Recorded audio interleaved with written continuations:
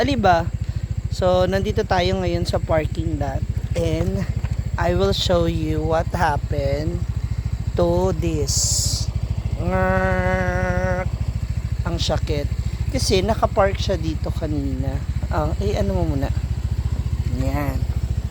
Nakadikit yan dito. Yan, nakadikit yan siya dyan. Ganyan yung parking niya. So, nung naka-off siya, inon ko, naka-on na siyang ganyan. Bigla ko napindot yan. Patayin ko muna. Ganun mo.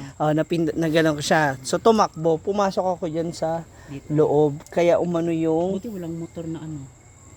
Walang bumagsak na motor. Pero, ayan, naano ko dyan sa... Ganon.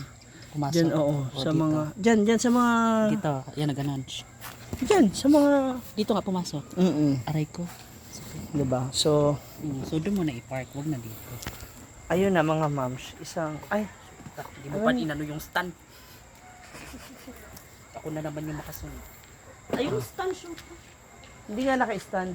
Ilipat dito ba, Ako pala. Ayoko na dyan sa ano. Ako pala. Kaya aray-aray ako ngayon. Ako pala yung Thank you, Ford. Yan. And kanina, nung nasugat siya, dinala ko siya kagad sa hospital, sa emergency room. Pinalinis ko siya. Pinalagyan ko ng betadine. Basta pinalinis ko sa kabila doon. And pinababalik ako tomorrow para sa aking bakuna. So, meron na akong reseta for tomorrow. Ayan. So, okay na ako bukas. Sana mabilis siyang actually, hindi naman siya ganun kalalim yung sugat. Pero, hopefully, maging okay na siya kagad. So, ingats.